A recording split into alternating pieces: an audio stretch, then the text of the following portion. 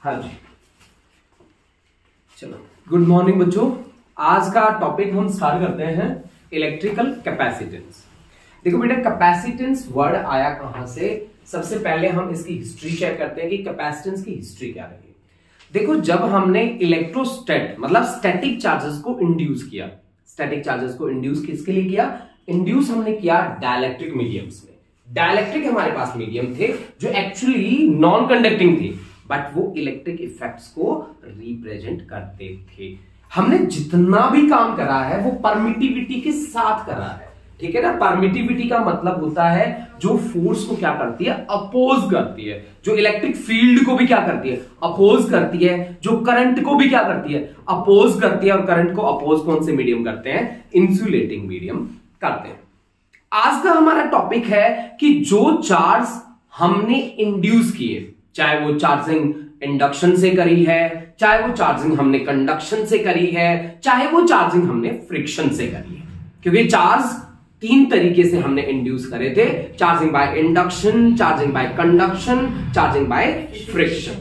आज बात क्या है कि उस चार्ज को हम स्टोर करना चाहते हैं।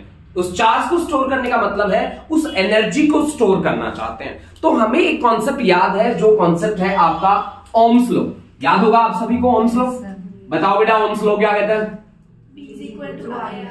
V is directly proportional to I is directly proportional to V। यही था ना कॉन्सेप्ट।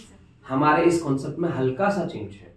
हमने कहा कि इस चार्ज का फ्लो किसी पर्टिकुलर टाइम के लिए, आप देख सकते हैं कि मैं यहां पे अगर ये बात कर दूं कि अगर charge Q directly proportional to बन जाए V, तो फिर मेरा कॉन्सेप्ट क्या आ जाता है, इलेक्ट्रिकल कैपेसिटेंस। फिर मेरा कॉन्सेप्ट क्या बन जाता है, इलेक्ट्रिकल कैपेसिटेंस। समझ गए आप? बस इतना सा ही फर्क है। ये ओम्स लॉ को ही ओबे करता है। ओम्स लॉ कहां पे होता है, आइसोथर्मल प्रोसेस के लिए होता है। आइसोथर्मल का क्या मतलब होता है, जहां टेम्परेचर क्या रहता है, कांस्टेंट। जहां टेम्परेचर कांस्टेंट है वहां ये चीज वैलिड है।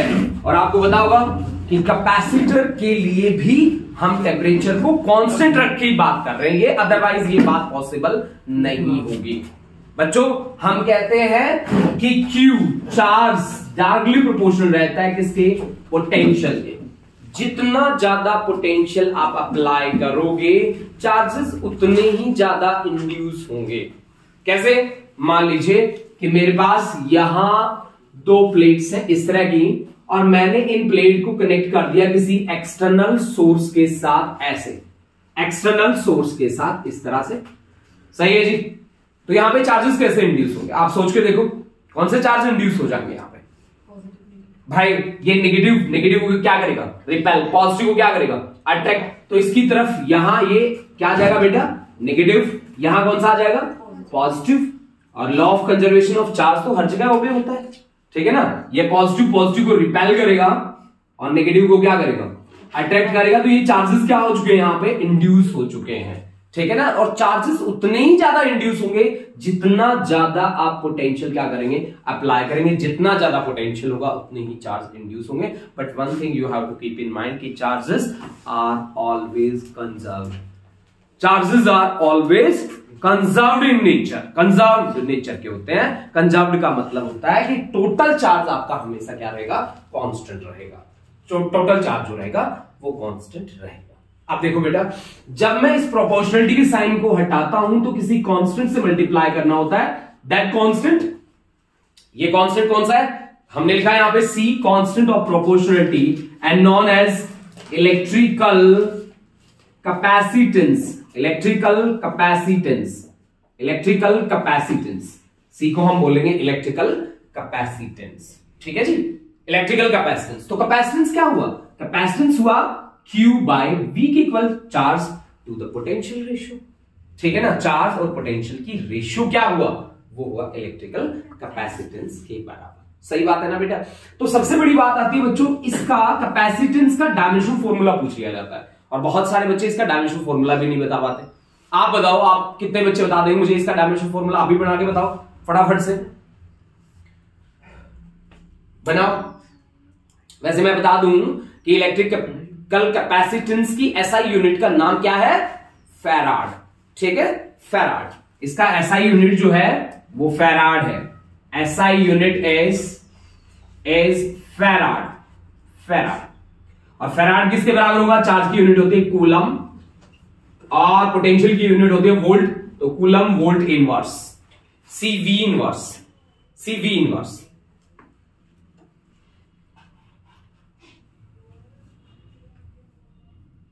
बता दो इसका डायमेंशन फॉर्मूला।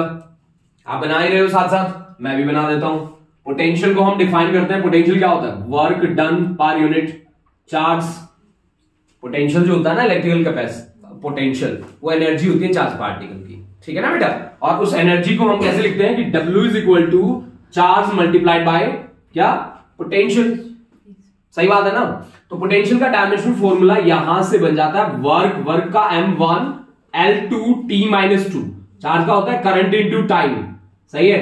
तो V का होता है dimension formula M1 L2 T-3 A-1। This is for potential.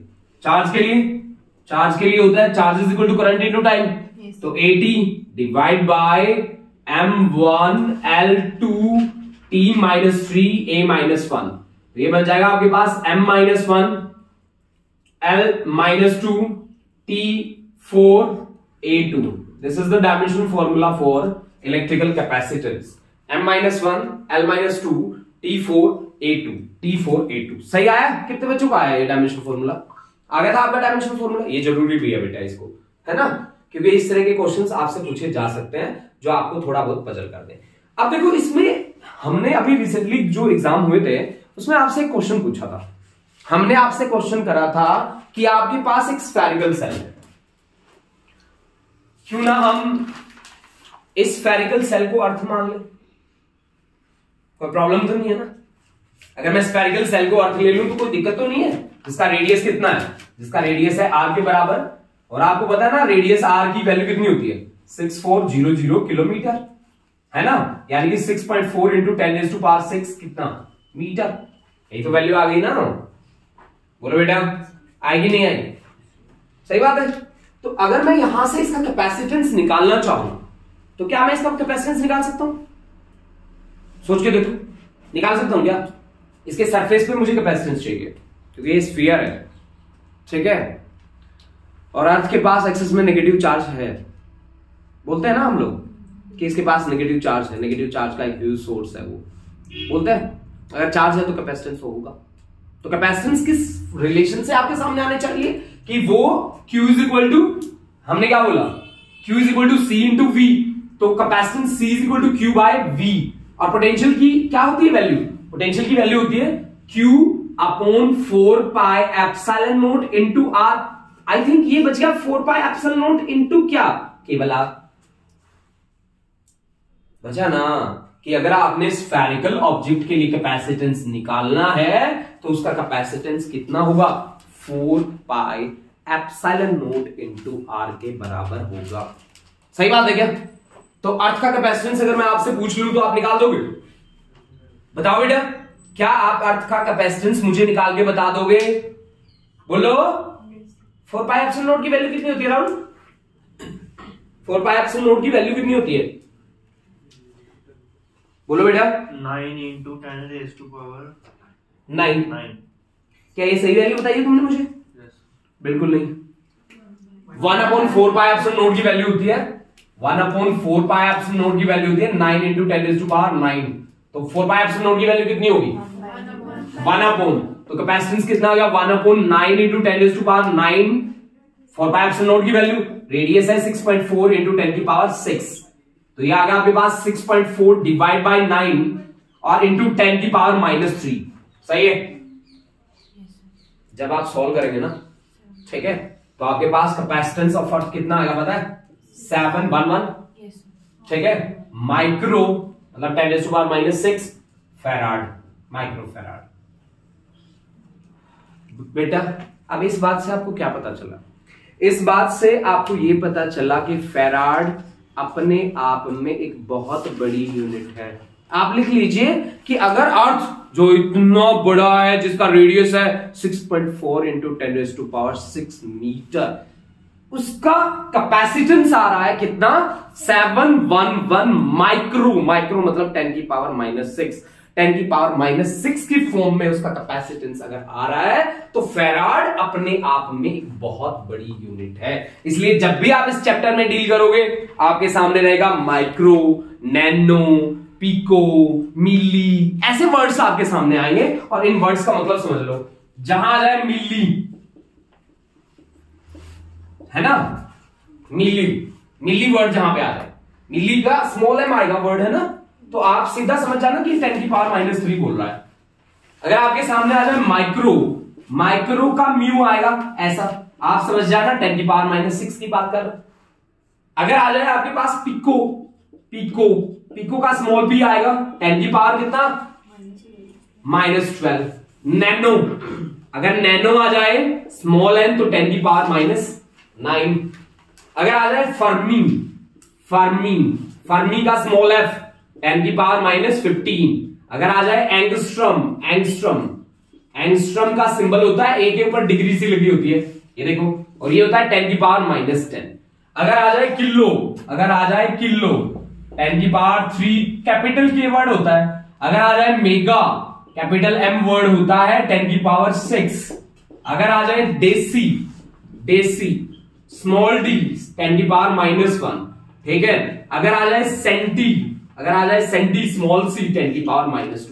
इससे ज्यादा सिंबल नहीं आते फिजिक्स में, इससे ज्यादा सिंबल आते ही नहीं है, मतलब यही सारे आते हैं, milli, micro, pico, nano, fermi, angstrom, deci, centi, kilo, mega, है ना, सही है।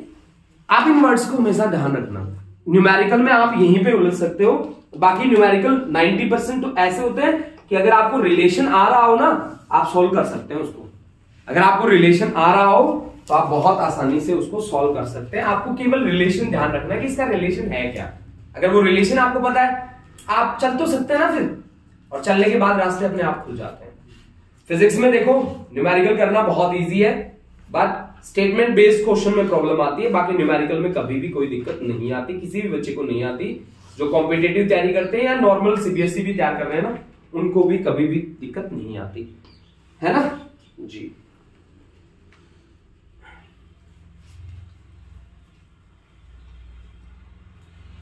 इतनी बात क्लियर हो गई होगी आई थिंक,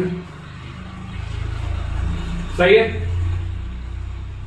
अब हम करते हैं प्रिंसिपल, ठीक है। प्रिंसिपल ऑफ कैपेसिटर, कैपेसिटर का क्या प्रिंसिपल है, ठीक है, कि वो कैसे चार्जेस को स्टोर करता है। चार्जेस को स्टोर करने की हमें क्यों जरूरत पड़ी, क्योंकि हमने बहुत सारी ऐसी इलेक्ट्रिकल अप्लायंसेस हैं, जैसे हमारे घरों में पंखा है, हमारे घर में मोटर है, फ्रिज है ना, टीवी है।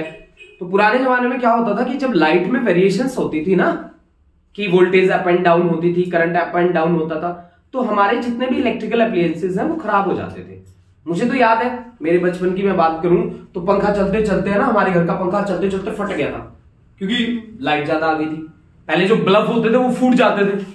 ऐसे सीन मैंने तो बहुत देखे हैं, लेकिन आजकल के टाइम पे ऐसा कभी भी नहीं होता। पहली बात तो हर एक ने अपने घर पे लगा रखा है स्टेबलाइजर। दूसरी बात, जिसने स्टेबलाइजर नहीं लगाया उनके पास जितनी भी बड़ी अप्लायंसेस हैं उनके अंदर इनबिल्ट स्टेबलाइजर है।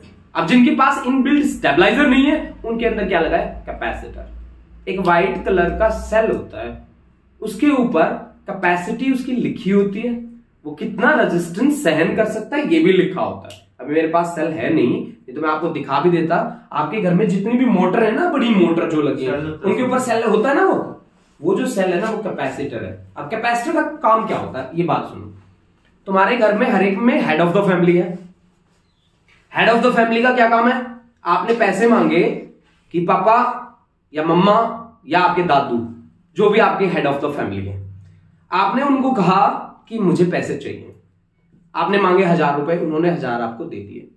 आपको कितने दिए उन्होंने, 1000 की जरूरत तो 1000 दिए। ऐसे ही इलेक्ट्रिकल अप्लायंसेस को कितनी एनर्जी की रिक्वायरमेंट है, वो रिक्वायरमेंट ही पूरी करके देता है उनको। ऐसा नहीं है कि ज्यादा उनको दे देगा। अब देखो आपके घर में कभी प्रॉब्लम भी तो आती है ना, तो मरता कौन है, हेड ऑफ द फैमिली मरता है ना। तुम तो नहीं मरते ना, तुम तो आराम से खराटे लेके सो जाते हो। वही कहता है कि कोई बात नहीं, सब हो जाएगा, ठीक हो जाएगा, बैलेंस, ठीक है। यही काम कैपेसिटर का होता है।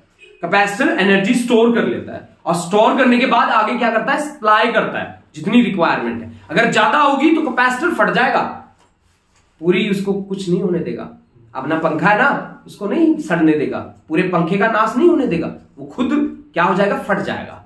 ठीक है ना, यही होता है। आप देख लेना, आप जब भी अब सर्दियां चली जाएंगी, गर्मियां फिर से आएंगी, तो आप जब इलेक्ट्रिशियन को बुलाओगे तो वो क्या चेंज करेगा, केबल और केबल कैपेसिटर चेंज करेगा। तो कैपेसिटर क्या है, एक एनर्जी स्टोरिंग डिवाइस है। देखो बच्चों, आगे आने वाले टाइम में ना ह्यूमन, आजकल बोलते हैं ना कि आदमी को जवान का जवान रख देंगे, उसमें कैपेसिटर ही काम करेगा। वो उसकी क्या कर लेगा, मेमोरी स्टोर कर लेगा, और इस पे रिसर्च भी चल रहा है। ठीक है ना, वो मेमोरी, क्योंकि हमारे पास जो होते हैं वो इलेक्ट्रिकल सिग्नल्स होते हैं हमारे ह्यूमन ब्रेन में, या हम जितनी भी एक्टिविटीज कर रहे हैं वो सारी की सारी इलेक्ट्रिकल हैं, इलेक्ट्रिकल इन नेचर है, आपको पता है ना। और हम देखो, हमारी जो वर्किंग होती है वो एक विस्कस फ्लूइड से होती है। उस विस्कस फ्लूइड का नाम क्या है, ब्लड। सही बात है। विस्कस का क्या मतलब है बेटा, मतलब कि फ्रिक्शन ऑफर करता है, मतलब फ्रिक्शन से क्या होता है, हीट जनरेट होती है, और हीट किस में कन्वर्ट होती है, मैकेनिकल वर्क में या मैकेनिकल एनर्जी में। आप खाना ना खाओ, आपको एनर्जी नहीं मिलती, क्योंकि हीट जनरेट नहीं होती है ना भाई। होता है ना ऐसा कि 2 दिन तक हमने खाना नहीं खाया था, उसके बाद हमारे अंदर हिम्मत ही नहीं है कि हम बोल पाए। सही बात है ना। तो अब हम बढ़ते हैं कि उसका प्रिंसिपल क्या है, उसको इन्वेंट किसने करा, किसके नाम पे वो गया, सारी बातें हम इसकी सीखते हैं, समझते हैं, और फिर आगे बढ़ते हैं कि वो एनर्जी स्टोर करेगा, कितना करेगा और क्यों करेगा, एनर्जी का लॉस कितना होगा वहां पे, वो चीज भी हमें देखनी है, समझनी है। ठीक है ना बेटा। तो चलिए, मेरा टॉपिक है प्रिंसिपल ऑफ इलेक्ट्रिकल कैपेसिटर या इलेक्ट्रिकल कैपेसिटेंस। उसका प्रिंसिपल क्या है कैपेसिटर का, प्रिंसिपल ऑफ द कैपेसिटर। देखो बेटा, टॉपिक है हमारा प्रिंसिपल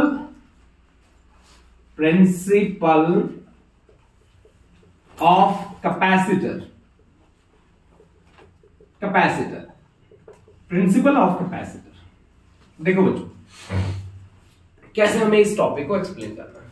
बेटा, मेरे पास एक पॉजिटिवली चार्ज रोड है, ये है मेरे पास एक positively charge road, positively charge road है मेरे पास। ये देखो, इस तरह से ये मेरे पास है एक पॉजिटिवली चार्ज रोड। सही है। इसके पास मैंने रखी एक अनचार्ज रोड। इंसुलेटिंग स्टैंड पे रखना है दोनों को, ताकि ये अर्थ के साथ कनेक्टिविटी ना बना पाए। इंसुलेटिंग स्टैंड, यहां पे भी एक इंसुलेटिंग स्टैंड पे रख दो इसे, इंसुलेटिंग स्टैंड है ये।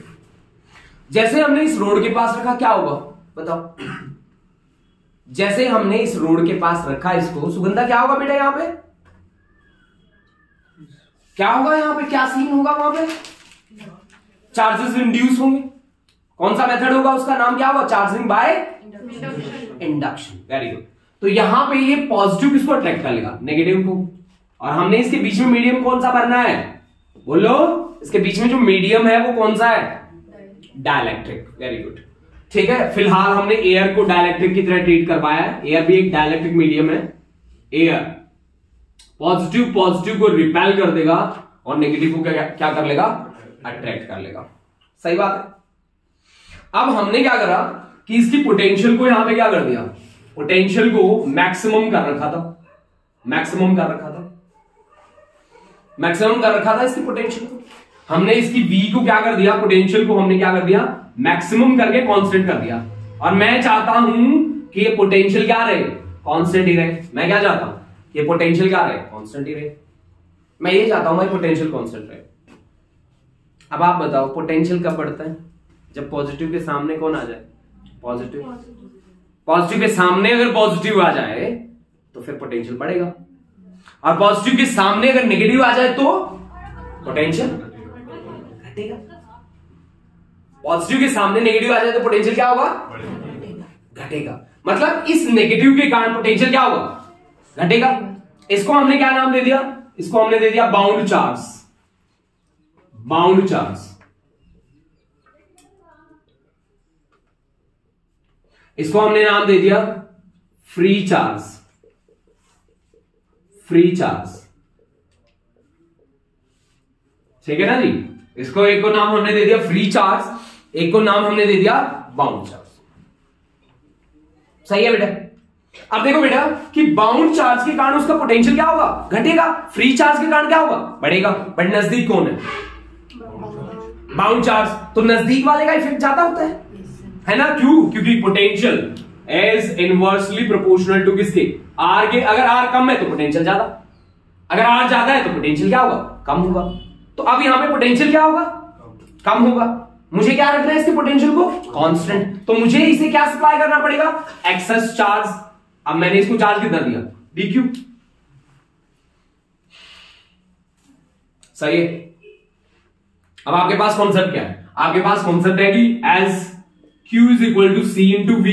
किस चीज को कांस्टेंट रख रहे हो भाई आप, बोलो किस चीज को कांस्टेंट रख रहे हो, पोटेंशियल को। तो पोटेंशियल v अगर कांस्टेंट हो जाए तो चार्ज डायरेक्टली प्रोपोर्शनल किसके होगा, बोलो कैपेसिटेंस के। यानी कि इलेक्ट्रिकल कैपेसिटेंस को कैसे बढ़ाया, चार्ज को बढ़ा के, चार्ज को बढ़ा के। और कांस्टेंट किसको रखा हमने, इलेक्ट्रिकल पोटेंशियल को हमने क्या रख दिया, कांस्टेंट रख दिया। अब बच्चों देखो यहां पे तो उसका हमने चार्ज सप्लाई करा, थोड़ा सा और सप्लाई करा। अब हम क्या करते हैं तो पता ही है, हम शाणे आदमी तो है ना, पता है ना भाई, दीपक है, पता है दीपक, हाँ कर रहा है। अच्छा दीपक वहां पे, वो अभिषेक है, शाना उन्होंने बेटा में ठीक है मना कर रहे हैं, अरे नहीं यार शाना तो हूं। ये देखो भाई ये पॉजिटिव चार्ज है, इसको मैं अर्थिंग कर रहा हूं मैं, है ना, अर्थिंग कर दूं। ये देखो अर्थिंग कर दी मैंने। अर्थिंग करते ही आपका जो फ्री चार्ज था वो गायब हो गया, फ्री चार्ज गायब हो गया। अब फ्री चार्ज गायब हो गया तो बचा कौन, केवल और केवल ये बाउंड वाला चार्ज बचा। पहले तो ये रोल प्ले भी कर रहा था थोड़ा बहुत, अब तो कोई भी नहीं है। मतलब पोटेंशियल तो और डिक्रीज करेगा, मतलब पोटेंशियल को कांस्टेंट करने के लिए आपको और एक्स्ट्रा चार्ज ऐड करना पड़ेगा, dq। सही बात है। और जितना ज्यादा चार्ज आप ऐड करते जाओगे कैपेसिटेंस उतना ही क्या होता जाएगा, बढ़ता जाएगा। तो इसका प्रिंसिपल क्या हुआ, प्रिंसिपल ये हुआ कि एक चार्ज कंडक्टर के पास एक अनचार्ज प्लस अर्थिंग जिसकी कर रखी हो, उस कंडक्टर को रख दो तो कैपेसिटेंस ऑटोमेटिकली क्या हो जाएगा, बढ़ जाएगा। कैपेसिटेंस ऑटोमेटिकली क्या हो जाएगा, बढ़ जाएगा। यानी कि चार्ज, जितना ज्यादा चार्ज आप उसको दोगे कैपेसिटेंस उसका उतना ही ज्यादा बढ़ता जाएगा। बट एक कांस्टेंट पोटेंशियल के लिए काम करना है आपने, उससे आपको बाहर नहीं जाना। समझ गए आप मेरी बात, ठीक है ना बेटा, ठीक है। अब देखो बच्चा आगे बढ़ते। अब देखो आपने कहा कि सर हमने क्या किया, एक्स्ट्रा चार्ज सप्लाई करा, एक्स्ट्रा चार्ज सप्लाई करा है हमने, नो डाउट, इसमें कोई सोचने वाली बात ही नहीं। अगर हमने एक्स्ट्रा चार्ज सप्लाई करा तो वर्क डन क्या होना चाहिए, work done dw, charge dq आपने दिया है, पोटेंशियल को तो कांस्टेंट रखा है, v dq, सही है, यही तो होगा। फिर पोटेंशियल ये होता है ना भाई, potential is work done upon charge, potential v is equal to dw upon क्या हो गया, dq, दैट्स इट। तो dw इज इक्वल टू मैंने क्या लिख दिया, v dq, यही तो लिखा है आपके सामने। अब आपको बताना कैपेसिटर का एक रामबाण फॉर्मूला है, ठीक है ना। कैपेसिटर पूरे चैप्टर का एक रामबाण फॉर्मूला है जिसका नाम है, कैपेसिटर को याद रखना है तो Q is equal to C into V को याद रख लो बस। कैपेसिटर को याद करना है तो Q is equal to C into V को याद कर लो, आपकी बात बन गई समझो,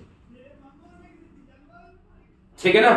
कैपेसिटर को याद करना है तो Q is equal to C V को याद रखो। जिसको Q is equal to C V याद है ना वो कैपेसिटर पे हर काम कर जाएगा, है ना भाई। तो यहां से V की वैल्यू कितनी आ जाती है, V की वैल्यू आ जाती है Q बाई सी, ठीक है ना जी। तो dq और ये Q by C that is equal to dw, तो आपके पास W क्या होना चाहिए, integration Q dq divide by क्या, C। तो वर्क डन किसके बराबर होगा, Q square divide by 2C, Q square divide by 2C, Q square divide by 2C, सही बात है, बोलो बेटा।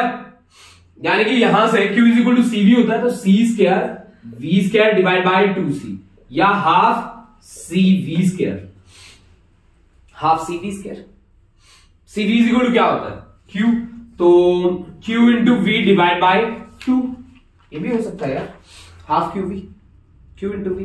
मतलब जब भी आपको फॉर्मूला यूज करना हो वर्क डन के लिए या एनर्जी स्टोर्ड, यही वो वर्क डन है जो किसके बराबर है, energy stored in capacitor, energy stored in capacitor, capacitor energy stored in capacitor, वो आपके पास आ गया Q² डिवाइड बाई 2C। चाहे ये फॉर्मूला यूज कर लो, हाफ CV² फॉर्मूला यूज कर लो, Q into V divide by 2 ये फॉर्मूला यूज कर लो।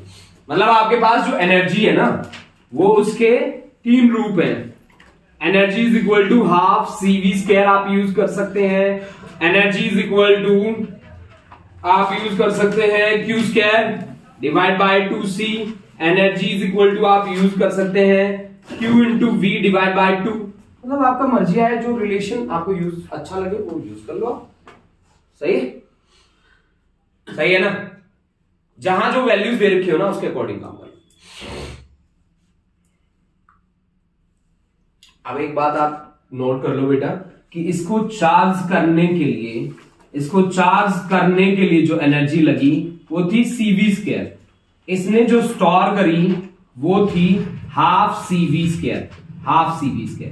तो एनर्जी लॉस कितना हुआ, बोलो बेटा, एनर्जी लॉस कितना हुआ, वो हुआ हाफ CV²। ये चीज आप स्पेशली नोट कर लो भाई, ठीक है ना, ये चीज आप स्पेशली नोट करके चलो। सर जब हमें वो कैपेसिटर चेंज करवाने पड़ता है तो उसमें क्या हो जाता है ऐसा कि हमें चेंज करवाना पड़ता है? उसमें जब टाइम बढ़ता है ना तो उसका रेजिस्टेंस बढ़ जाता है, टाइम बढ़ने के साथ रेजिस्टेंस बढ़ जाता है, ठीक है ना। जैसे जैसे आप ज्यादा जो इसको चार्जिंग करोगे फिर ये डिस्चार्जिंग होगा, लगातार चार्ज और डिस्चार्ज होने के कारण रेजिस्टेंस बढ़ जाता है, ठीक है। तो रेजिस्टेंस बढ़ने के कारण वो आउटपुट नहीं दे पाता उतनी जितनी हमें रिक्वायरमेंट होती है, इसलिए हम कैपेसिटर को चेंज कर देते हैं, ठीक है।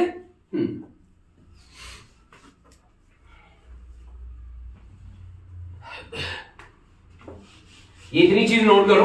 उसके बाद हम सबसे सिंपल कैपेसिटर की बात करेंगे जिसका नाम है parallel plate capacitor, parallel plate capacitor, और उसका कैपेसिटेंस निकालेंगे और उसको डाइलेक्ट्रिक कांस्टेंट के साथ डील करेंगे। उसके बाद हम डाइलेक्ट्रिक पोलराइजेशन, जिस टॉपिक को हम बहुत इग्नोर करके चलते हैं, आज हम उसे भी पढ़ेंगे। लास्ट टाइम जब हमने पोलराइजेशन वर्ड यूज करा और बच्चों को कहा कि आप इस पे लिखिए, तो उन्हें कुछ भी लिखना नहीं आ रहा था पोलराइजेशन पे, कि पोलराइजेशन चीज क्या होती है, उसमें हमें बात कैसे करनी चाहिए, ठीक है।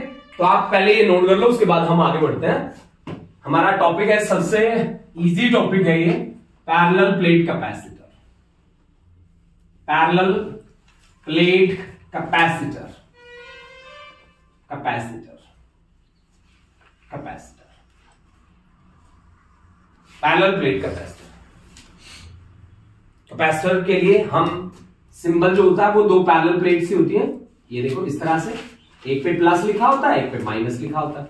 ये सिंबल है of parallel plate capacitor.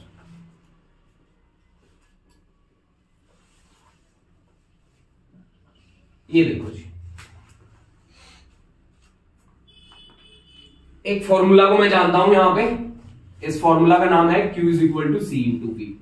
Energy stored को मैं जानता हूं E is equal to half CV², ज्यादातर ये यूज होता है। आप ये भी यूज कर सकते हैं Q² डिवाइड बाई 2C, आप ये भी यूज कर सकते हैं Q into V divide by 2। अब तक मैंने यही पढ़ा है कैपेसिटर में, सही है ना। अब हम पढ़ने वाले हैं पैरेलल प्लेट कैपेसिटर का कैपेसिटेंस होगा कितना। सभी को पता है ना इसका कैपेसिटेंस कितना होता है, सुध भी बता बेटा इसका कैपेसिटेंस कितना होता है। पैरेलल प्लेट कैपेसिटर का कैपेसिटेंस होता कितना है sir? C is equal to A epsilon naught by D. Epsilon not A by D। ये हमें फाइनली यही रिजल्ट निकालना है कि कैपेसिटेंस जो होगा वो epsilon not A by D होगा। आप यहां से एक अंदाजा लगाइए, हमने बोला था कि फोर्स को परमिटिविटी क्या करता है, रोकता है। फील्ड को क्या करता है, रोकता है। पोटेंशियल को क्या करता है, रोकता है। बट यहां परमिटिविटी कैपेसिटेंस को क्या करेगा, बढ़ाएगा। कैपेसिटेंस को क्या करेगा, बढ़ाएगा। यानी कि आज मुझे एक बहुत ही अच्छी बात का पता चला कि अगर मुझे कैपेसिटेंस को बढ़ाना है तो परमिटिविटी को बढ़ा लो। अगर मैं परमिटिविटी को बढ़ा गया कैसे ना कैसे, तो फिर मेरी बात बन गई, समझो, सही है। और परमिटिविटी के बारे में जितना मैं जानता हूं मैं लिख देता हूं। मैं क्या जानता हूं, परमिटिविटी से मैं डाइलेक्ट्रिक कांस्टेंट को निकाल के लाया था। और डाइलेक्ट्रिक कांस्टेंट के बारे में जब मैंने बातें करी थी, मैंने के और इसे डाइलेक्ट्रिक कांस्टेंट को मैंने रिलेटिव परमिटिविटी भी बोला था ना। और इसको मैंने ये लिखा था कि ये है परमिटिविटी, ठीक है, of a medium divide by permittivity of free space, ठीक है ना भाई। F force of interaction between two charges in vacuum divide by medium, बोला था ना बेटा। और दूसरा electric field in vacuum divide by electric field in medium, बोला था। पोटेंशियल वैक्यूम में कितना काम करेगा, divide by potential in a medium. क्या सही बोल रहा हूं क्या मैं? शायद इतने रिलेशन तो मैंने देखे हैं, बोलो, इतने रिलेशन तो मैंने देखे हैं अब तक। अभी एक और भी आने वाला है, इसके बाद एक और भी आएगा। मैं आपको एक बात ये भी बता दूं कि इसको ना आप ये भी बोल सकते हैं कि electric field in free space, ये रहा क्या लिखा है वैक्यूम में, डिवाइड बाय मीडियम, है ना बेटा।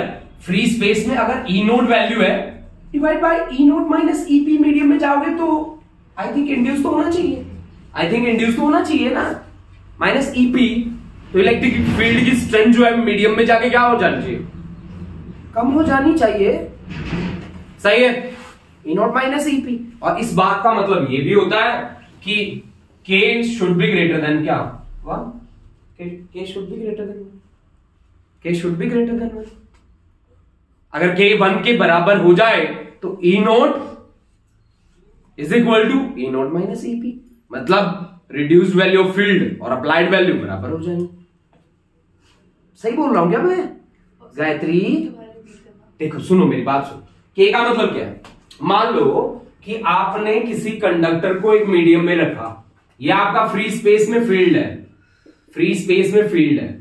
है ना, ये फ्री स्पेस में आपका फील्ड है। आपने फील्ड अप्लाई करा ई नोट, ऐसा तो होगा नहीं यहाँ पे इंड्यूस नहीं होंगे 100% श्योर होंगे।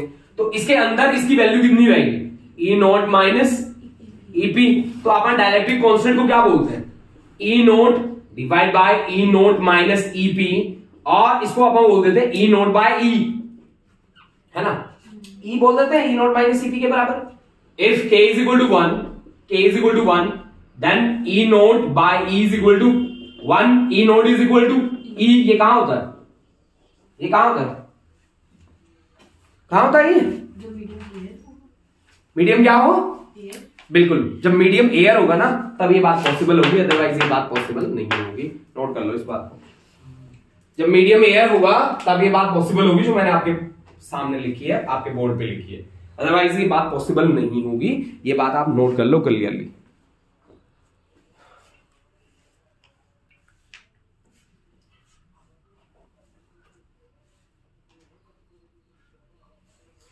कर लिया नोट, बोलो बेटा।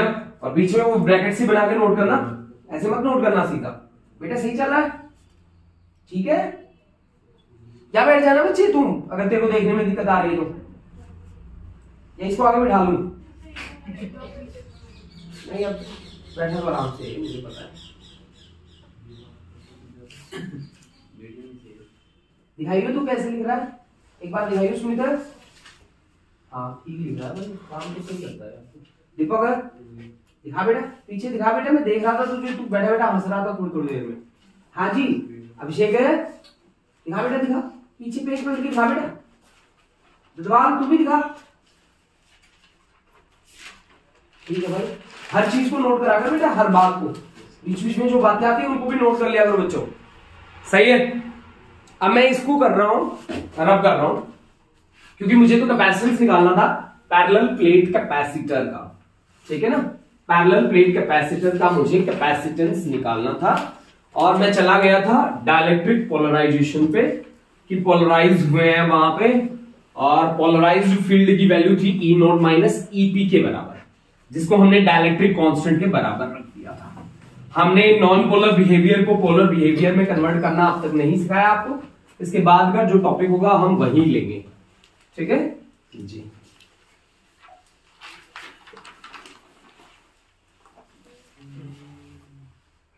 चलिए देखो बेटा, हमने टॉपिक है हमारा पैरेलल प्लेट कैपेसिटर का capacitance. Capacitance of A parallel plate capacitor. Capacitance of A parallel plate capacitor. Topic है हमारा capacitance of A parallel plate capacitor.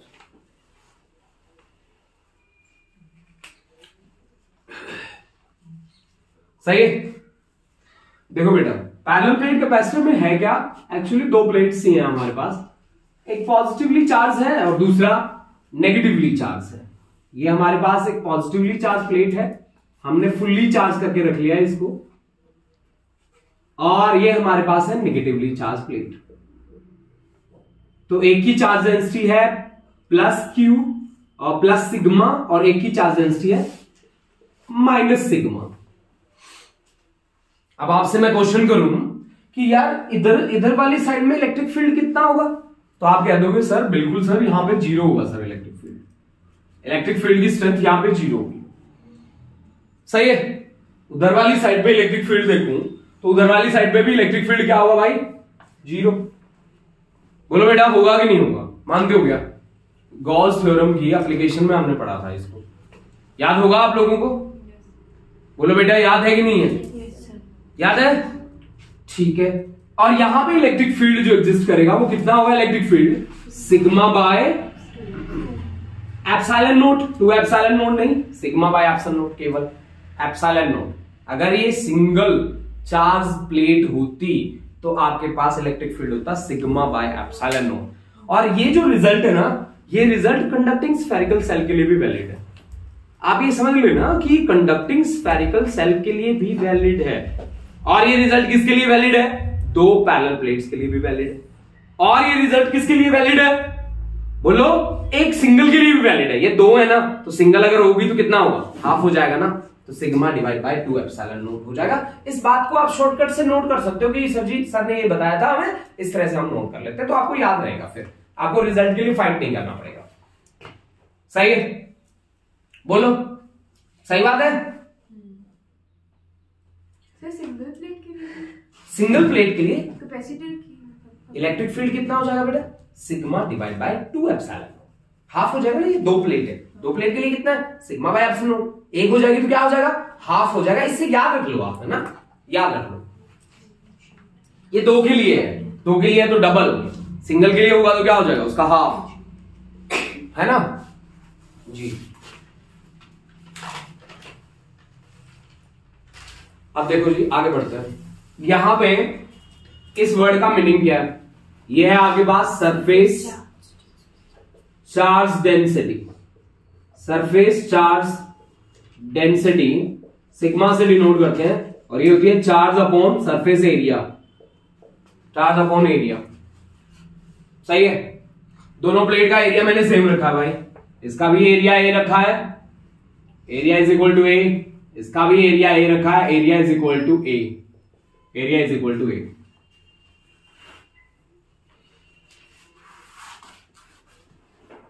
सही है? बोलो। एक आपको ये बात पता होगी कि इलेक्ट्रिक फील्ड और पोटेंशियल के बीच एक रिलेशन होता है, कुछ होता है रिलेशन, क्या होता है वो? Potential gradient, negative of potential gradient, यानी कि S is equal to minus of dV by d r होता है ना। ये तो होती है उसकी सच्ची मुच्ची वाली फॉर्म। सच्ची बात तो यही होती है कि पोटेंशियल जिस डायरेक्शन में बढ़ रहा है, इलेक्ट्रिक फील्ड उस डायरेक्शन में घट रहा है। सही बात है ना, कि पोटेंशियल जिस डायरेक्शन में बढ़ रहा है, इलेक्ट्रिक फील्ड उस डायरेक्शन में घट रहा है। इसका मतलब तो यही होगा ना कि पोटेंशियल में चेंज जिस डायरेक्शन में हो रहा है, उसके अपोजिट डायरेक्शन में कौन लगा है, इलेक्ट्रिक फील्ड लगा है। समझ में आई आपको बात? भाई आपके पास मान लो एक पॉजिटिव चार्ज है ऐसे, है ना, आप इसको अप्रोच कर रहे हो ऐसे, तो आपका पोटेंशियल लगातार क्या होता जाएगा, बढ़ता जाएगा। ये प्लस क्यू सोर्स है और यहां पे पॉजिटिव क्यू नोट है, इसको अप्रोच करता जा रहा है ना भाई। इलेक्ट्रिक फील्ड कहां फैल रहा है, इलेक्ट्रिक फील्ड यहां फैल रहा है, और पोटेंशियल कहां फैल रहा है, यहां फैल रहा है। सही बात है ना? बोलो, सही है ना? ठीक है। अब देखो, अगर हम इसके मैग्नीट्यूड की बात करें, केवल रबर दू मैग्नीट्यूड की बात करें, तो इलेक्ट्रिक फील्ड क्या होना चाहिए? इलेक्ट्रिक फील्ड का मैग्नीट्यूड होना चाहिए potential divide by length. Potential divide by length. Electric field होना क्या चाहिए? Potential divide by length. Potential divide by length, सही है? बोलो बच्चों, ठीक है।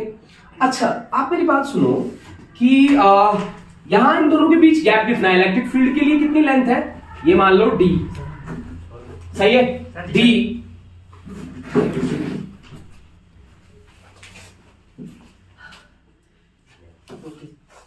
यानी कि हमारे पास इलेक्ट्रिक फील्ड है क्या? Potential divide by length. अब आप अपने आप बनाते जाओ यार, E is equal to V by L, तो V is equal to E into L, बनाते जाओ अब, है ना? सही बात है ना? E is equal to V by L, तो V is equal to E into L, बना कि नहीं बना? E की वैल्यू आपके सामने है। E की वैल्यू कितनी है? Sigma bye epsilon not. Sigma क्या होता है? Charge upon area. एरिया मैंने दे रखा है, तो आपके पास V की वैल्यू कितनी आ गई बता दो।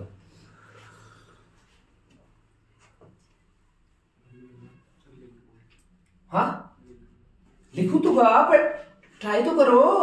ट्राई करोगे तो सब कुछ पॉसिबल है। वैल्यू सारी लिखी तो पड़ी है। ये कितनी लेंथ के लिए इलेक्ट्रिक फील्ड? डी लेंथ के लिए इलेक्ट्रिक फील्ड है, दिख रहा है ना?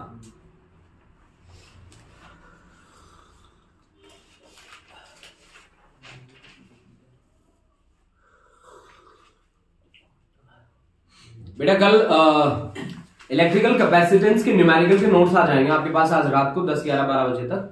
मैं बना के ओके करके और उसको फॉरवर्ड कर दूंगा आपको, है ना? जैसे पोटेंशियल के न्यूमेरिकल मैंने आपसे शेयर कर दिए थे, आज electrical capacitance parallel and series combo आ जाएगा। उस कॉम्बो को अच्छे से पढ़ लेना, वो आपका करंट इलेक्ट्रिसिटी में भी काम आ जाएगा, आगे चल के सेल्स के लिए भी काम आ जाएगा, आगे चल के इंडक्टर्स के लिए भी काम आ जाएगा। आप समझ गए मेरी बात? पैरेलल और सीरीज कॉम्बिनेशन हमारे पूरे 12th में कहां चलता है? 11th में कहां चलता है? बता बेटा, 11th में पैरेलल एंड सीरीज कॉम्बिनेशन कहां चलता है? बता बेटा। 11th में रेजिस्टेंस होता है? नहीं होता? पक्का होता है बेटा कि नहीं होता? हीट रेजिस्टेंस होता है बेटा, हीट करंट होता है, मैकेनिकल करंट बोलते हैं उसको। हीट करंट में यूज होता है पैरेलल एंड सीरीज कॉम्बो। यहां रेजिस्टेंस में यूज होता है, इंडक्टर्स में यूज होता है, कैपेसिटर्स में यूज होता है, ठीक है ना बेटा? हाँ, तो ये बात आप नोट कर लो कि आज जो आप सीखोगे वो कल आपके आगे आने वाले बहुत सारे चैप्टर्स को कवर कर लेगा। आपको पता है रेजिस्टेंस किसके डायरेक्टली प्रोपोर्शनल होता है और किसके इनवर्सली प्रोपोर्शनल होता है? बोलो, बताओ। और इनवर्सली। तो हीट करंट, वहां पे जो हीट वाले रेजिस्टेंस होते हैं ना, वो भी डायरेक्टली प्रोपोर्शनल होते हैं लेंथ के, इनवर्सली प्रोपोर्शनल होते हैं एरिया के, ठीक है? तो R is equal to L upon K. K क्या दिया? Thermal conductivity. याद कर लेना, इससे रिलेशन याद हो गया तुम्हें, है ना? तो जब भी तुम्हारे सामने जब आए तो वहां पे ऐसी बात कर सकते हो आप। जैसे हमारा जो करंट है I, वो क्या होता है? V by R। वो V नहीं होता actually, del V by R होता है ना? तो हीट करंट, हीट कब फ्लो होता है? हीट का जब टेम्परेचर डिफरेंस हो। तो हीट करंट किसके डायरेक्टली प्रोपोर्शनल होगा?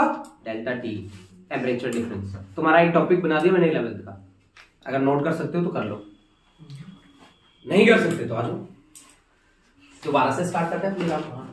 तुमने बना ही दिया होगा यार रिलेशन। तो देखो भाई, E इज इक्वल टू क्या था? E इज इक्वल टू था sigma divide by epsilon naught, potential था V, लेंथ है हमारे पास D। सिग्मा की वैल्यू है जी charge upon area A into epsilon naught, that is equal to V by D। तो V इज इक्वल टू कितना आ गया? Q into D divide by epsilon naught into A। आया कि नहीं आया? आया। मैंने क्या कहा था बच्चों? कैपेसिटेंस में क्या याद रखना? Q is equal to CV। मैंने बोला था ना, कैपेसिटेंस में क्या याद रखना? Q is equal to CV, है ना? तो याद रखो Q इज इक्वल टू क्या? CV, है ना जी? तो Q is equal to C into V की वैल्यू कितनी है? Q into D divide by epsilon naught into A। जो कैंसिल हो रहा है उसे कैंसिल कर दो। Q से Q मर गया, आपके पास सी की वैल्यू कितनी आ गई, epsilon naught A by D के बराबर। इसका क्या मतलब है, इस फॉर्मूला का मीनिंग ये है कि capacitance does not depends on the charge, capacitance does not depends on the field. ना चार्ज पे डिपेंड करता, ना फील्ड पे डिपेंड करता, ना पोटेंशियल पे डिपेंड करता। Capacitance does not depends on the charge, charge है ही नहीं उसमें। Capacitance depends on permittivity, capacitance depends on area, capacitance depends on separation between the plates. समझ गए यार, यही है उसका मतलब। आपने जो मटेरियल यूज किया उसका नेचर उस पर भी डिपेंड करेगा, उसका कैसा नेचर है ना बेटा। उसका नेचर भी नेचर पे डिपेंड करेगा, उसके डायमेंशंस पे डिपेंड करेगा, उसकी शेप, उसके साइज उस पे डिपेंड करेगा। ठीक है ना, तो आप ये बात क्लियरली लिख लो कि capacitance does not depends on the potential, field, charge. हटा दो सारी बातें जो यहां नहीं दिख रही ना, उनको कह दो नहीं करता ये, नहीं ना। डिपेंड किस पे करता है, परमिटिविटी पे। डिपेंड किस पे करता है, एरिया पे। डिपेंड किस पे करता है, सेपरेशन पे। और परमिटिविटी बढ़ेगी तो कैपेसिटेंस भी बढ़ेगा। परमिटिविटी किसको अपोज करती है, फोर्स को। किसको अपोज करती है, इलेक्ट्रिक फील्ड को। किसको अपोज करती है, पोटेंशियल को। सही है, और वो इसकी कैपेसिटी को क्या करेगी, बढ़ाएगी। ठीक है ना बेटा। तो जितना ज्यादा अच्छा डाइलेक्ट्रिक मीडियम होगा, कैपेसिटेंस उतना ही बढ़ेगा, कैपेसिटेंस उतना ही बढ़ेगा। तो यानी कि कैपेसिटेंस मेरे पास अब जो है वो एयर वाला है भाई, एयर वाला। और एयर वाला कैपेसिटेंस कितना है, epsilon naught A by D, epsilon naught A by D. अब एक बच्चा मेरे को कहता है कि मैं तो एक डाइलेक्ट्रिक मीडियम में जाऊंगा सर, है ना, मीडियम में जाऊंगा सर मैं। तो मीडियम में अगर तुम जाओगे तो बड़ा पछताओगे, है ना, है ना। सही बात है, नहीं यार यहां नहीं पछताना पड़ेगा भाई। तो ये एप्सिलॉन ए बाय डी के बराबर हो जाएगा। और राहुल के दिमाग में गाना आ गया, वो मुझे छोड़कर जब तुम जाओगे बड़ा पछताओगे, बड़ा पछताओगे, है। एप्सिलॉन ए बाय डी के बराबर। सही है। पूरा गाना सुन गए तुम लोग मुझसे ना। अब सुनो, यहां से सुनो कि एप्सिलॉन जो होता है वो के टाइम्स एप्सिलॉन नॉट के बराबर होता है कि नहीं होता। तो आप क्या कह सकते हैं इसे, K time epsilon naught A by D. Epsilon naught A by D क्या होता है, capacitance in presence of air. अगर यानी कि आपने डाइलेक्ट्रिक रख दिया ना भाई, तो कैपेसिटेंस क्या होगा, बढ़ेगा। अगर डाइलेक्ट्रिक रख दिया तो कैपेसिटेंस क्या करेगा, बढ़ेगा। बढ़ेगा कि नहीं बढ़ेगा, बढ़ेगा। ठीक है ना जी। तो अगर आपको बोल दे कोई कि कैपेसिटेंस इन ए मीडियम जिसका डाइलेक्ट्रिक कांस्टेंट है 5 और एयर से अगर हम कंपेयर करें तो क्या हो जाएगा, कैपेसिटेंस 5 टाइम्स बढ़ जाएगा, 5 टाइम्स बढ़ जाएगा। अगर मान लो मैं आपको क्वेश्चन दे दूं कि मेरे पास डाइलेक्ट्रिक कांस्टेंट है 5, आप कैपेसिटेंस बताइए कितना बढ़ा कितना घटा, तो आप सीधा बोल दोगे सर 5 टाइम्स बढ़ गया। सही बात है। अगर किसी डाइलेक्ट्रिक मीडियम में था और एयर में ले आए और डाइलेक्ट्रिक कांस्टेंट था 3, तो एयर में आते क्या फर्क पड़ा, 3 टाइम्स कम हो जाएगा। बोल दीपक, बोल बेटा, टेढ़ा क्यों देख रहा है बच्चे, हैं? बोलो बेटा क्या फर्क पड़ेगा, 2 टाइम्स घट जाएगा। 3 बोल रहा है मैंने, 3 टाइम्स घट जाएगा ना। तो आप इस तरह के क्वेश्चन गोल मोड़ करके आप यूज कर सकते हो, आपको पता चल गया। अब मैं आगे बढ़ता हूं, ठीक है, और सीधा का सीधा मैं पोलराइजेशन वर्ड यूज करता हूं कि पोलराइजेशन चीज क्या है, मैं उसको कैसे एक्सप्लेन करूंगा। पोलराइजेशन चीज क्या है, समझ गए आप मेरी बात। डाइलेक्ट्रिक पोलराइजेशन कॉन्सेप्ट है, डाइलेक्ट्रिक पोलराइजेशन कॉन्सेप्ट ये है, डाइलेक्ट्रिक पोलराइजेशन। ठीक है जी, डाइलेक्ट्रिक पोलराइजेशन। आपको एक वर्ड याद है, मैग्नेटिक सस्केप्टिबिलिटी, याद है, क्या था वो, 1+k। हाँ बिल्कुल सही बात है, वो डाइलेक्ट्रिक, हाँ मैग्नेटिज्म में था सस्केप्टिबिलिटी। और मैग्नेटिज्म में हमने एक वर्ड यूज किया था I/H, that was the magnetic susceptibility. I/H क्या आप लोगों को याद है, I क्या है, इंटेंसिटी ऑफ मैग्नेटाइजेशन, H क्या है, मैग्नेटाइजिंग फोर्स। फोर्स का क्या मतलब होता है, धक्के से फील्ड को इंड्यूस करना, इंटेंसिटी का क्या मतलब था कि उसकी खुद की कितनी कैपेसिटी है। सही बात है क्या? आप समझो मेरी बात। मैं बोल रहा हूं मैग्नेटिक सस्केप्टिबिलिटी को मैं आपको बता रहा हूं। सस्केप्टिबिलिटी होती है जी आई बाय एच होती है ना। I is intensity of magnetization, h is magnetizing force. Force का मतलब धक्के से मैग्नेटाइज करना था वहां पे, यहां पे इलेक्ट्रिक फील्ड पैदा कर लो। इंटेंसिटी का मतलब क्या है कि वो अपने अंदर इंड्यूस कितना कर सकता है। ये तो बात होगी, है ना भाई। बहुत सारे मीडियम ऐसे होते हैं जो इंड्यूस कर ही नहीं सकते। आप चाहे फोर्स कितनी भी लगा दो, हाई वोल्टेज वाली लाइन जा रही है पूरी एयर में, थोड़ी ना फैल रही है, थोड़ी सी चारों तरफ उसने इंसुलेशन ब्रेक कराया कि नहीं करा बेटा, है ना। तो अगर मान लो आपने थोड़ी सी फोर्स लगाई, वो बहुत अच्छा इलेक्ट्रिफाइड हो गया, तो उसका नाम है कंडक्टर। ठीक है ना जी। आपने ये बहुत ज्यादा लगाई लेकिन वो इलेक्ट्रिफाइड हुआ ही नहीं, उसका नाम है इंसुलेटर। आपने ये बहुत ज्यादा लगाई और उसने थोड़ा बहुत इफेक्ट दिखा दिया, उसका नाम है क्या? उसका नाम है डाइलेक्ट्रिक। उसका नाम है डाइलेक्ट्रिक। समझ गए आप? ठीक है ना, डाइलेक्ट्रिक। उसका नाम क्या है? समझ गए? चलो अब हम इस बात पे आगे और प्रकाश डालते हैं ना। सही है, ठीक है। अब तक की बातें मेरे ख्याल से आप सभी को समझ में आ गई होंगी। बहुत इजी चीज थी ये। अब तक हमने थ्योरेटिकली काम करा है, न्यूमेरिकली हम इसका करेंगे पैरेलल एंड सीरीज कॉम्बो। ठीक है ना बेटा? चलो पहले देखो डाइलेक्ट्रिक पोलराइजेशन चीज क्या है, कैसे मुझे एक्सप्लेन करनी है, इस बात का भी मैं हेल्प ले सकता हूं वहां पे, है ना।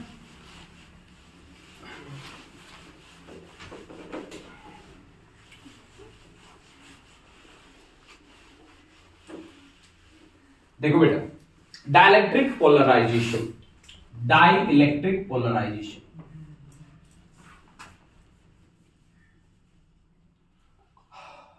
Polarisation, polarisation